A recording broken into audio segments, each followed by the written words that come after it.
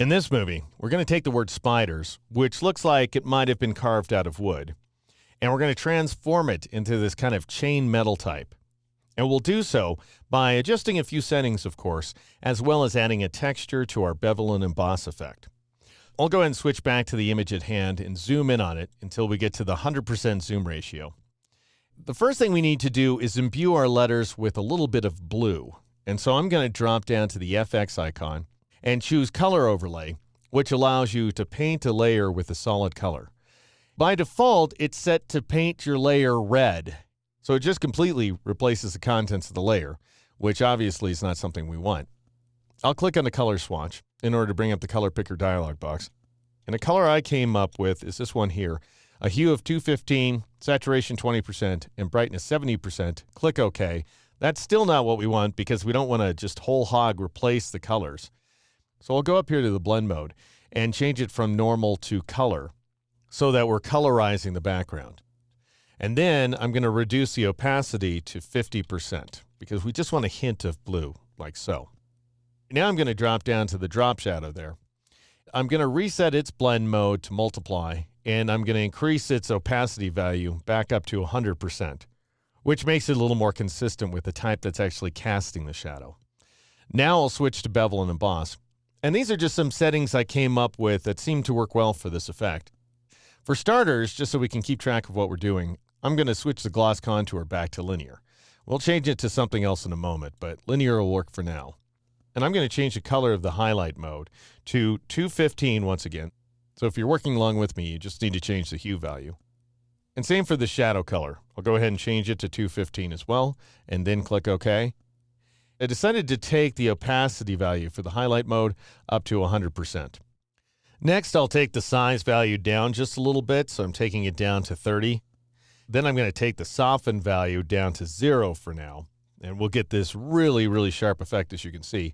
And then I'll go ahead and take the depth value up to 200%.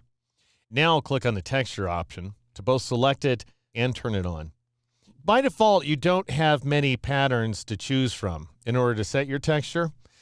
You've got bubbles, and then you've got tie-dye, which is absolutely useless for this purpose, and a few others as well. This final one, gray granite, is the one that initially popped up for me. To load some more useful patterns, go ahead and click on this little gear icon and choose patterns from the pop-up menu. And you'll be asked if you want to append these patterns or just go ahead and replace the ones that are there. You can do either. If you append, though, you are going to repeat some patterns.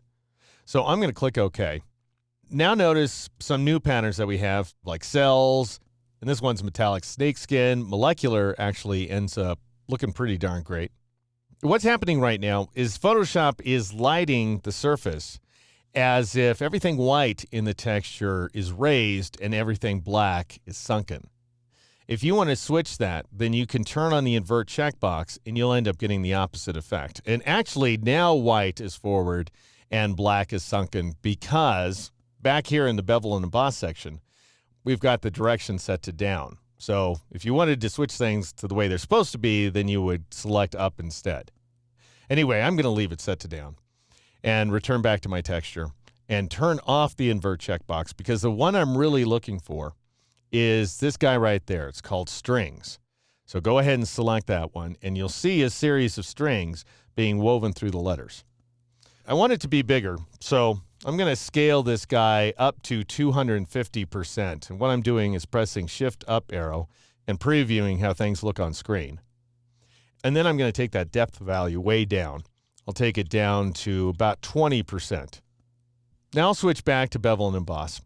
And the soften value that I restored to 0 pixels, it not only affects the chiseled hard edges, but it also affects these edges that are associated with the pattern. And because we're upsampling the pattern, we're starting to get some jagged edges there. So I'm going to press the up arrow in order to raise that value until some of those jagged edges go away. And then finally, I do want a gloss contour because here's where something like gloss contour really comes in handy. I want this to have more of a metallic feel to it, and so I want to breathe some life into these shadows and darken up these middle areas a little bit that is in the surface of the letters. I'm going to click on this little graph icon in order to bring up the contour editor, and I'm just going to start moving some points around here, and then I'll show you exactly where the points go. And the idea is I want to make the shadows bright. I want to make the highlights bright. I want to sync the midtones a little bit. And so we're going to start with this point right there, and I'm just going to dial in some values. You can see that this point is selected. I just clicked on it. And the input value is 0%. I'm going to change the output value to 90%. And then I'll press the plus key to advance to the next point. And I'm going to change the input value this time to 20%, and I'll change the output value to 15%. And I'm pressing tab to advance the corner before I press plus in order to select the next point. And now I'm going to change the input value to 40, and I'll change the output value to 0 to go ahead and send that point to the bottom of the graph. And I'll press the plus key to advance to the next point, and I'll change its input value to 70, and I'll change its output value to 35, and we end up achieving this effect here. Now, if you like this contour and you think you'll be using it a lot, then you could go ahead and click the new button and call it something like Valley, because that's the shape of the contour. It's not always, by the way, going to deliver a metallic effect. Now click OK and click OK again in order to accept my changes. I'll go ahead and click the OK button in order to accept my modifications, and I'll press Control-0 or Command-0 on the Mac in order to zoom out from the image. Now, I'm really liking this effect, but obviously it shouldn't be applied to the word spiders. And so I'll double-click on that T in order to select the word and then replace it with a better one. And now I'll press the Enter key on the numerical keypad in order to accept that change. And I'll press the T key in order to switch to my Type tool. And I'll click on the type size icon and change it to 152 points. Then grab the Marquee tool and select between the two seams right there, like so, and switch to the Move tool and click on the Align Vertical Centers icon.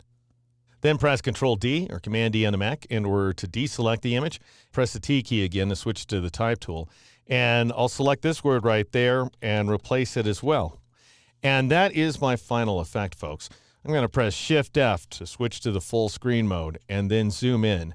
And that, folks, is how you use layer effects to achieve outstanding imagery here inside Photoshop.